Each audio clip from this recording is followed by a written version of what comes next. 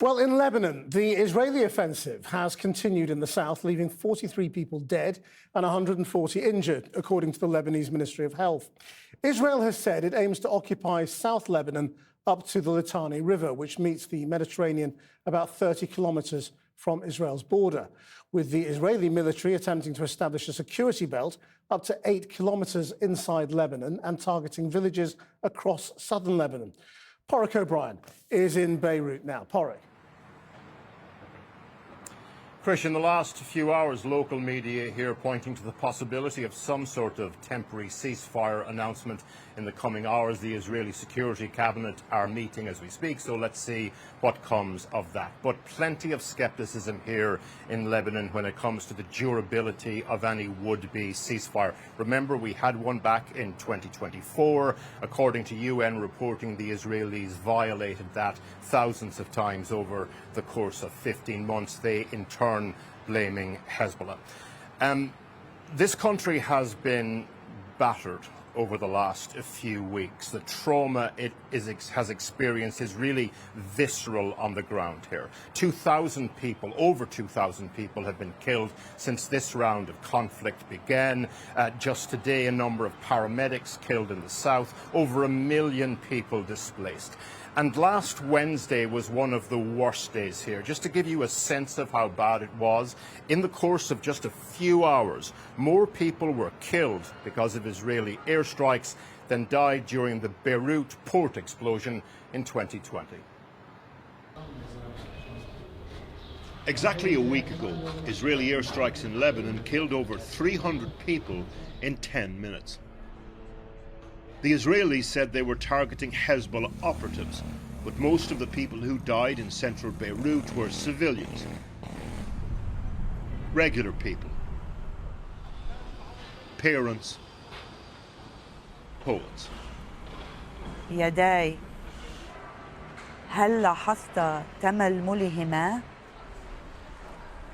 وعيناي ألم تخطف حيرتهما. Khatun Salma was the latter, a well-known published poet here. Killed alongside her husband Mohammed in this apartment, the one with the olive green walls.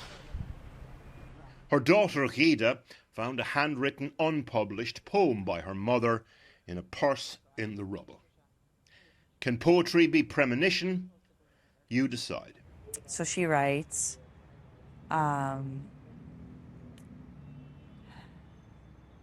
هل رأيت الدخان؟ هل شممت الحريق؟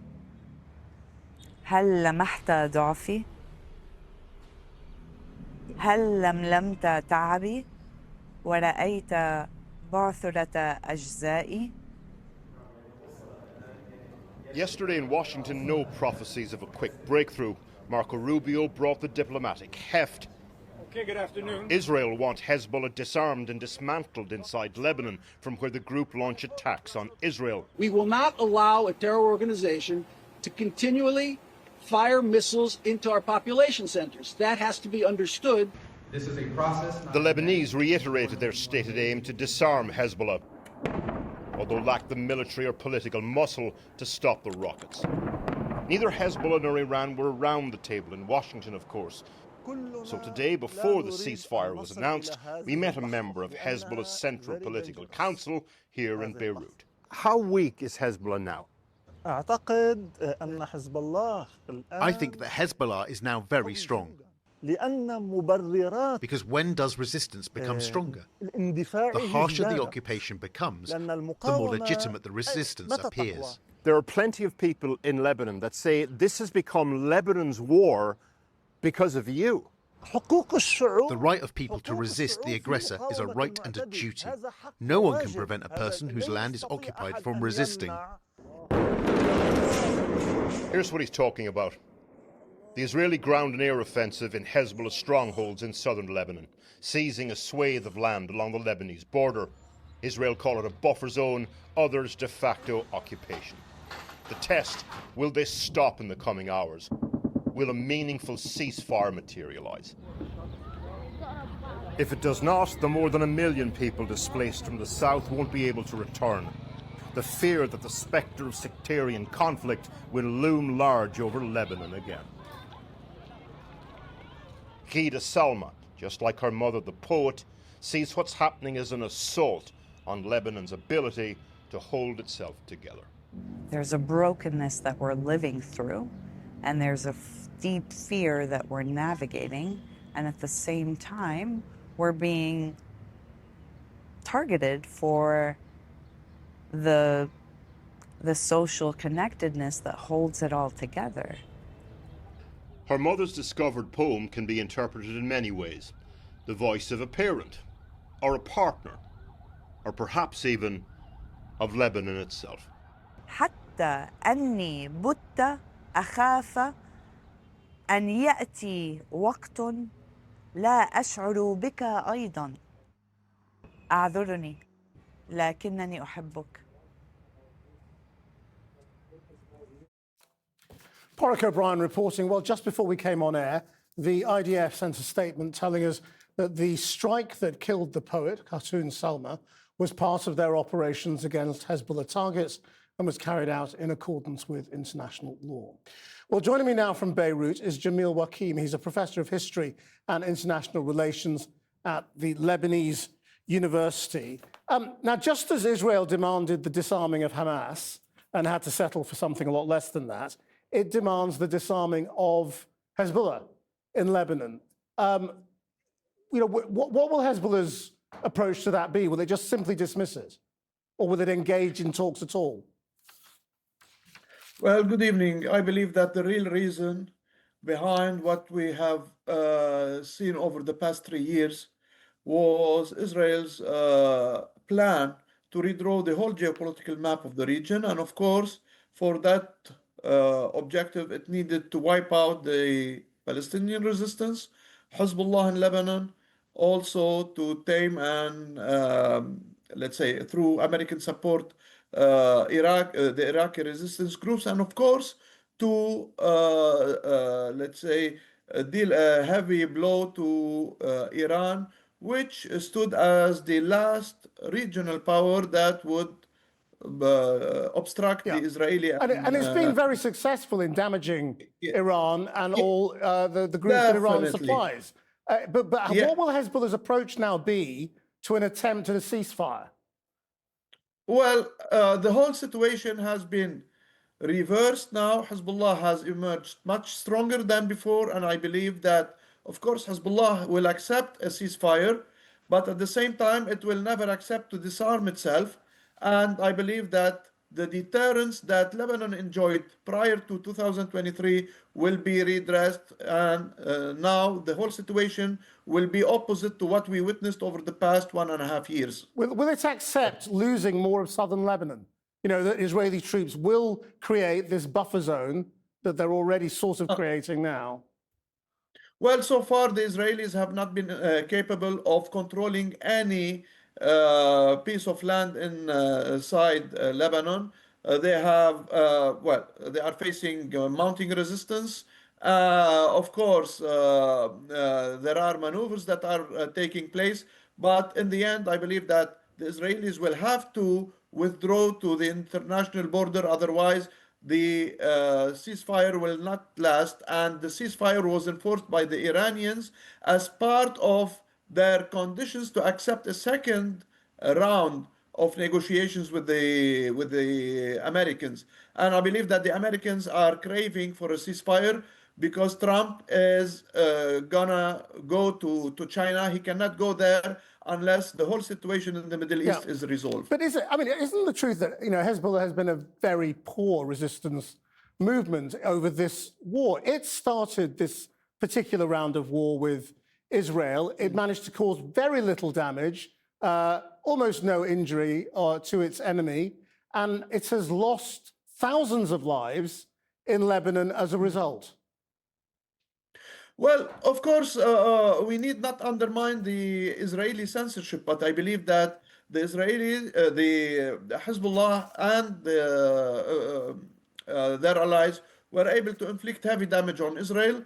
There are a lot of troops injured and killed troops in Lebanon, especially over the past few days, when the Israelis had to attempt to take some villages, especially Bint Jbeil. So I believe had it not been for the capacity of Hezbollah to resist, the Israelis would have not accepted the ceasefire. Professor, thank you very much indeed for joining us.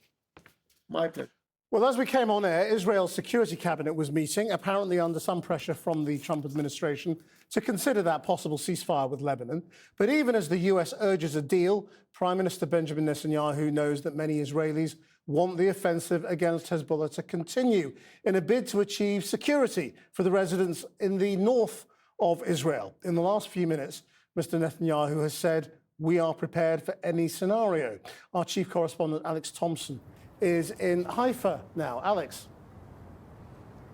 Well, yes, this all began across the day with sources close to Hezbollah in Lebanon talking about how there would be a week-long ceasefire announced this evening, probably around that cabinet meeting that you mentioned, and it would be timed for a week to coincide with the other war, the other ceasefire, also precariously holding between, of course, Iran, Israel and the United States.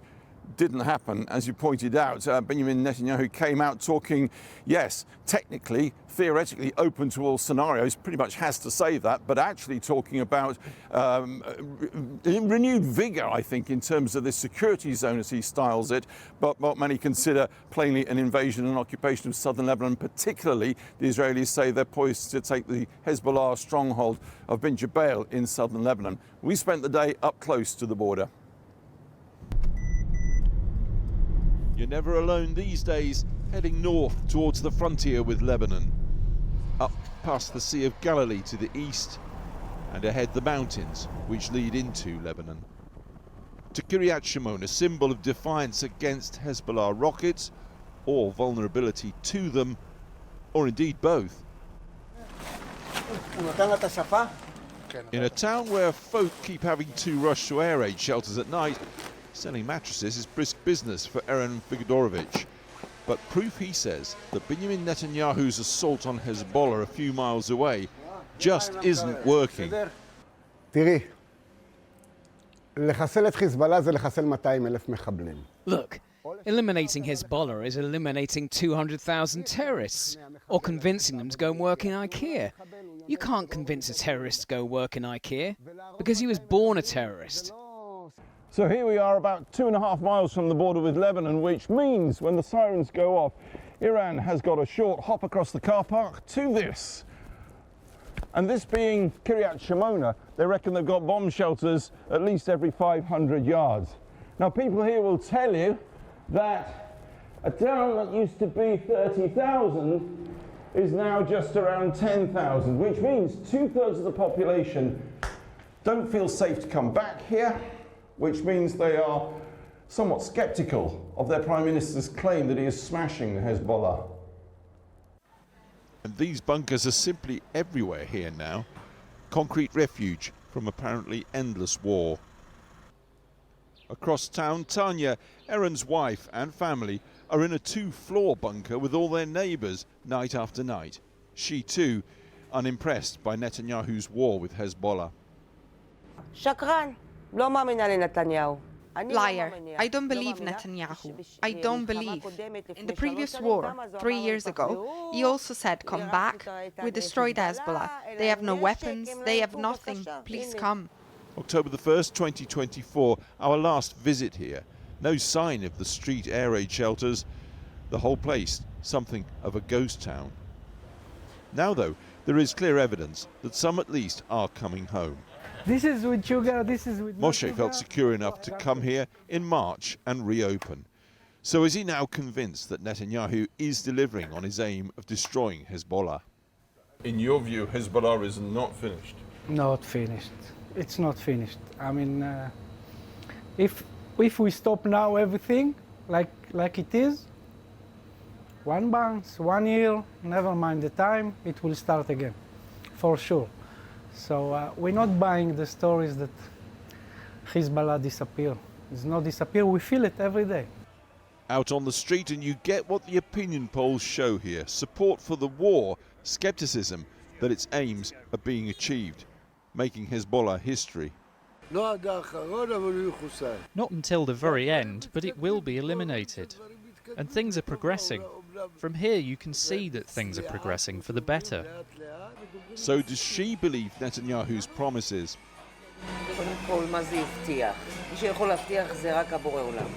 What did he promise? Only God can promise. He really hopes, and I believe in that. The soldiers are giving everything, but Hezbollah are guerrillas, and we need to know how to deal with that. But Netanyahu is a champion. Talk then of a possible ceasefire, but air raid sirens sounded again in Kiryat Shimona this evening, where the playgrounds remain empty.